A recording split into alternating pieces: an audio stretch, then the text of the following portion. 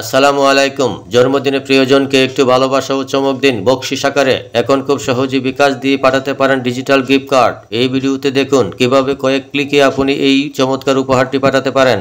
তাহলে চলুন মূল ভিডিওতে। মোবাইলের হোম স্ক্রিনে আসার পর আপনার ফোনে থাকা বিকাশ অ্যাপে ক্লিক করুন। অ্যাপটি ঠিক এইভাবে ওপেন হবে। শুরুতে আমি পিন নাম্বারটি দিয়ে দিচ্ছি। পিন নাম্বারটি দেওয়ার পর পরবর্তী অপশনে ক্লিক করুন। আবারও উপরের দিকে খেয়াল করুন সেন্ড মানি, এই অপশনে ক্লিক করুন। উপরের দিকে খেয়াল করুন নাম বা নাম্বার দিন। এখানে আপনি নাম্বারটি দিতে পারেন, আর যদি নাম্বার সেভ করা থাকে তাহলে নাম লিখে সার্চ করতে পারেন। আর যদি প্রিয় নাম্বার করা থাকে তাহলে প্রিয় নাম্বার, এই অপশনে ক্লিক করুন। ঠিক এইখান থেকে প্রিয় নাম্বার, সেই নাম্বারের উপরে ক্লিক করুন। এখন আপনি কত টাকা গিফট হিসাবে পাঠাবেন সেই টাকাটা এখানে টাইপ করুন। আমি এখানে লিখে দিচ্ছি। এরপর নিচের দিকে খেয়াল করুন, এখানে অনেক ধরনের গিফট কার্ড পাবেন। এখান থেকে আমি জন্মদিনের গিফট কার্ড, এই গিফট কার্ডের উপরে ক্লিক করলাম।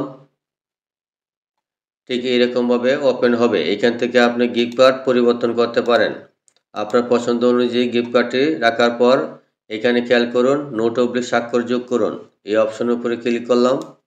ঠিক এরকমভাবে আপনি এখানে লিখতে পারেন। আমি এখানে লিখে দিচ্ছি শুভ জন্মদিন। শুভ জন্মদিন লেখার পর যোগ করুন, এই অপশনে ক্লিক করলাম। এখানে খেয়াল করুন শুভ জন্মদিন অলরেডি এখানে লেখা হয়ে গেল। আবার এখানে নিচের দিকে খেয়াল করুন মেসেজ দেখুন, এই অপশনে ক্লিক করুন। ঠিক পেজটা আবার উল্টে যাবে। এখন এখানে আপনি পুরোপুরি মেসেজ লিখতে পারেন, এটা কেটে দিয়ে আপনি আপনার মতন লিখতে পারেন। আমি এখানে এডিট করে নিচ্ছি। এডিট করার পর যোগ করুন, এই অপশনে ক্লিক করুন। আবার নিচের দিকে খেয়াল করুন স্বাক্ষর দিন, এই অপশনে ক্লিক করলাম। আমি এখানে আমার স্বাক্ষরটা যোগ করে নিয়েছি, অর্থাৎ আমি যা লিখতে চাচ্ছি। তারপরে যোগ করুন, এই অপশনে ক্লিক করলাম। সেভ করে এগিয়ে যান, এই অপশনে আবার ক্লিক করুন। আবারও এগিয়ে যান, এই অপশনে ক্লিক করলাম। এখানে খেয়াল করুন সংযুক্ত গিফট কার্ড, অর্থাৎ গিফট কার্ডটি এখানে সংযুক্ত করা হয়েছে। তারপরে আমি পিন নাম্বারটি দিয়ে দিচ্ছি। আবারও পিন কনফার্ম করুন, এই অপশনে ক্লিক করলাম। খেয়াল করুন ঠিক পেজটি এইভাবে ওপেন হবে। এখানে বলা হয়েছে সেন্ড মানি করতে ট্যাপ করে ধরে রাখুন। আমি এখানে ট্যাপ করে ধরে রাখলাম।